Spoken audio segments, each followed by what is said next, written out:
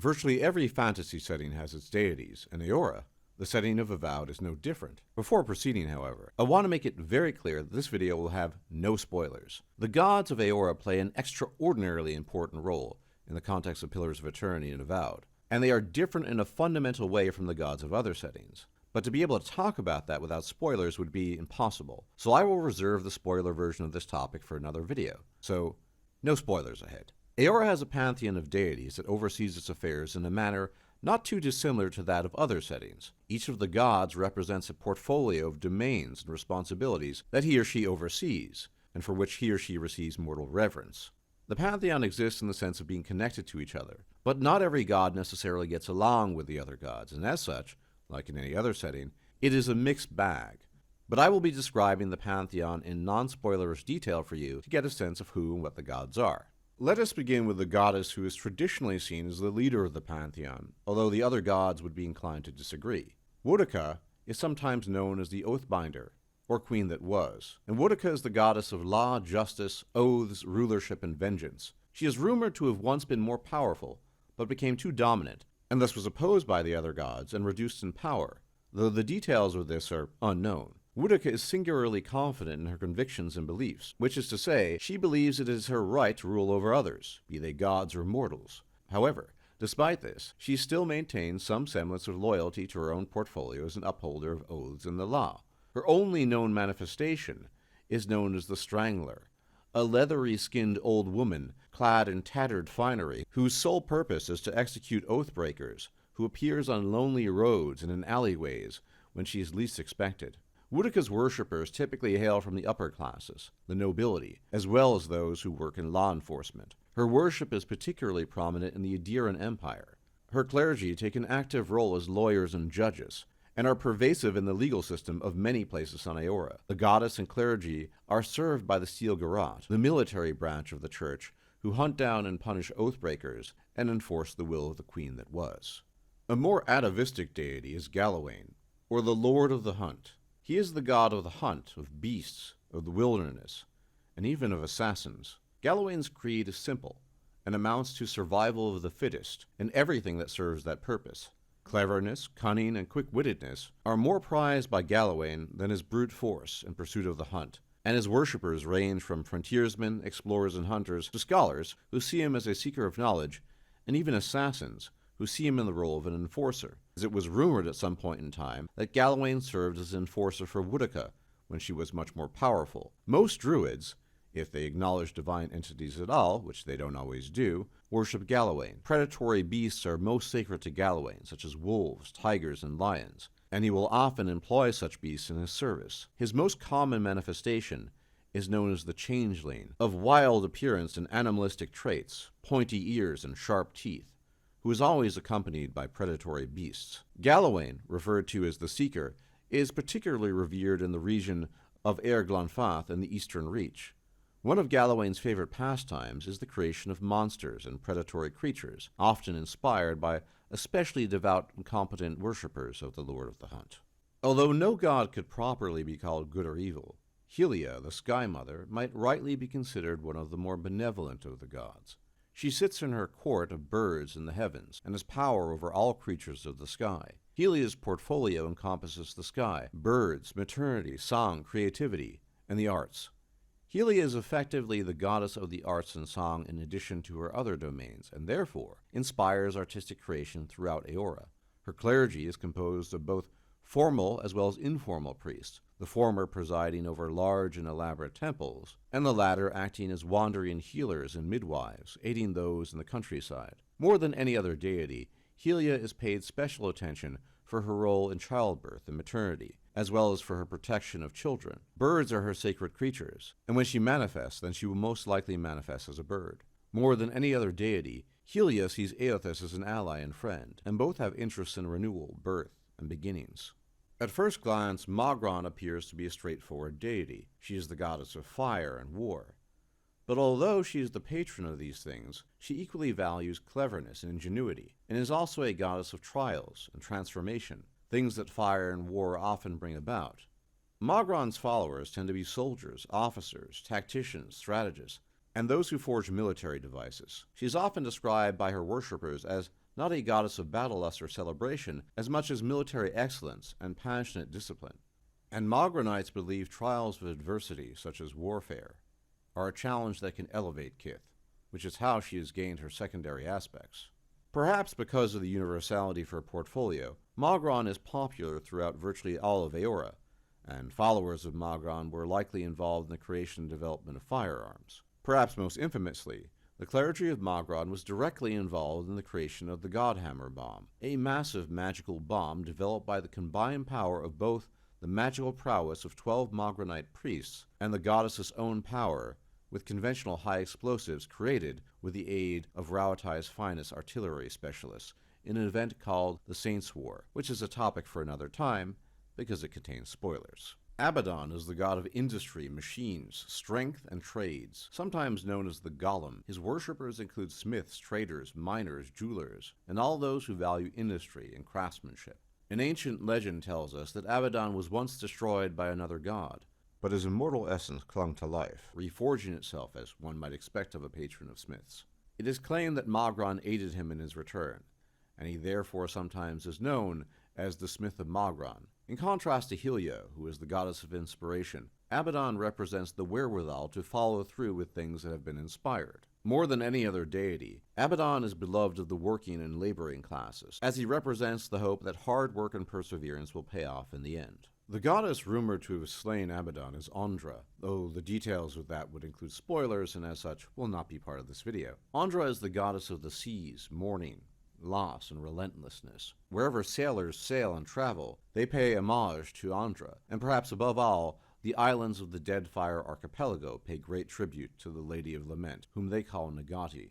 Andra is not known to take on physical form in contrast to many other deities, though she regularly manifests her power in the form of the waves and ocean currents at her command. Andra's worshippers, as one could expect, are well connected to the sea, the most noticeable of which are Andra's gift-bearers. They are a group which collects trinkets, love notes, and other objects from people that live far from the sea in exchange for a small fee. These objects are then cast into the ocean or dropped to a particularly deep spot during a special ceremony. And in Nekataka, in the Deadfire, there exists a guild called the Water Shapers, who've been taught the gift of water shaping, allowing them to create pleasing shapes, or mastering the forces of the tide and oceans in powerful displays. It is claimed that Andra herself taught them these skills. If one were to accuse any god of malice, the most likely candidate would be Skane, also known as the Quiet Slave, who is the god of envy, secret plots, resentment, and violent rebellion. Skane is not usually worshipped openly, as most normal folk seek to avoid his attention rather than draw it to themselves. But the desperate and forlorn will often seek out the aid of the Quiet Slave, which can often be a double-edged sword. He is usually depicted as a small, bald man, covered in lash scars whose ears and nose have been cut off. He appears outwardly submissive, with downcast eyes. However, his eyes glitter black with quiet hatred, and his fist is clenched. He is known to manifest in a horrid incarnation known as the Effigy to followers desperate enough to perform certain unspeakable rites. Those who plot the destruction of their superiors while keeping an impassive face will whisper a prayer to Skane.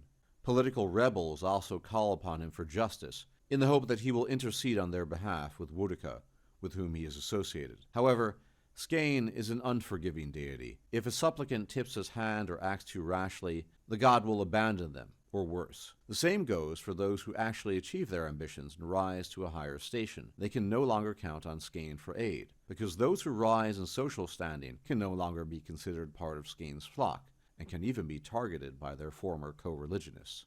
Skane is often seen as an ally of Whataka, though the exact nature of their relationship is not clear. Perhaps most horrifically, there exists a dark rite already mentioned, called the Ritual of the Effigy, in which a follower is terribly disfigured in an attempt to create an effigy, an unrelenting incarnation of Skane. During the ritual, a follower is chosen to serve as the effigy, and is shaved and stripped of identity and gender.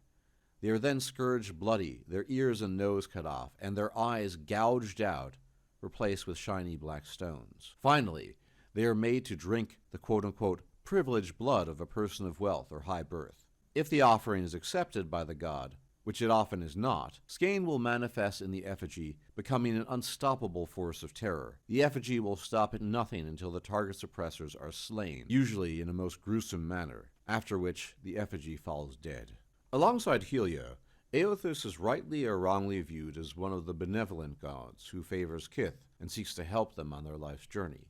He is the god of renewal, redemption, and light. He is often represented as a young man holding a candle and wearing a crown of shining silver, or as his messengers, the dawn stars. Traditionally, Aeothus has been popular with the common folk, as they are often the ones who hope for a better day and trust in the light against the darkness, serving as an inspiration and beacon of hope to them. Helia has long been an ally of Aeothus, as their domains overlap and are considered the most approachable and friendly towards Kith. However, a contrasting and more intimidating aspect of Aeothus is the aspect of Gon, which is an aspect of Aeothus that emphasizes the natural ending of mortal life. Commonly represented as a farmer carrying a lantern and sickle, Gon is a figure of cyclical death, as opposed to Rimergon's entropic death, or Bareth's cold inevitability. The sickle he carries reaps what is sowed in life, and the lantern guides the deceased through death and rebirth. It is believed that Gon, instead of Bareth's avatars, visits those who embrace death with acceptance. Of course, it is not clear which aspect Aeothus himself most responds to, as he does not reject supplications to either, whether it is his aspect of redemption or cyclical death.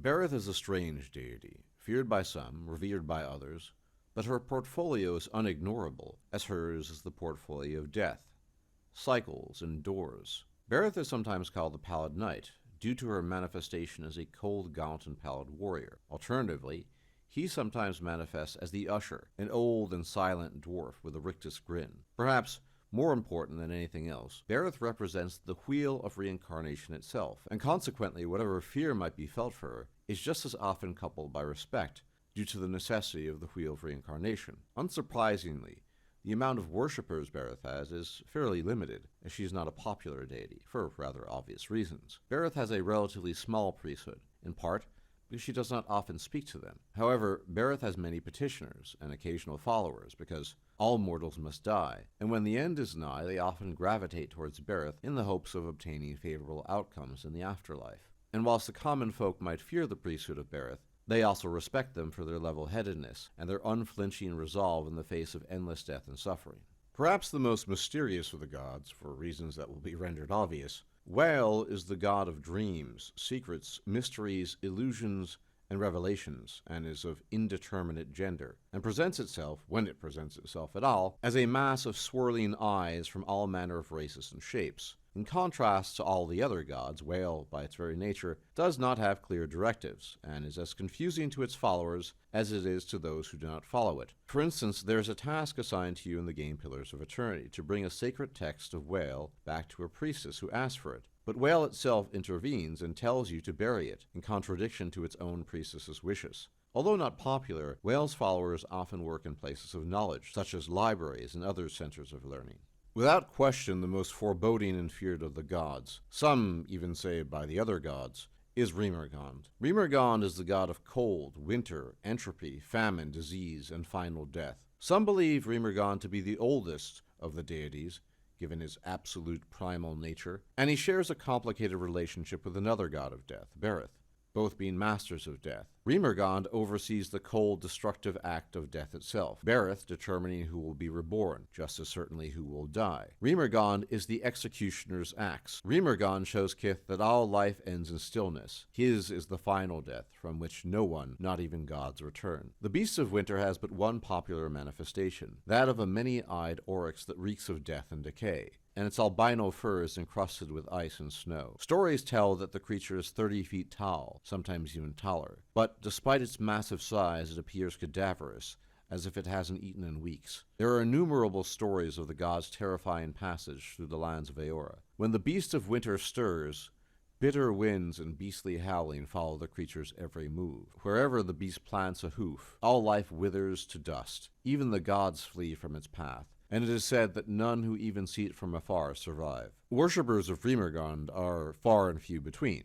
He is popular, if one can use such a word, in the frozen tundra of the White That Wends, and among the snow elves who dwell there. I have presented to you a picture of the gods, but it is important to understand that although the gods are real and powerful, they do not in fact grant their followers or their priests spells. Divine magic, if you wish to call it that, much like a paladin's power, is a manifestation of personal belief, rather than something granted by the gods themselves. In Pillars of Eternity, you meet a priest of Magran named Durance, who has fallen out of favor with the goddess, but who can nonetheless still cast spells and draw upon divine magic, thus suggesting that divine magic might ultimately have some other source, a possible topic for another time.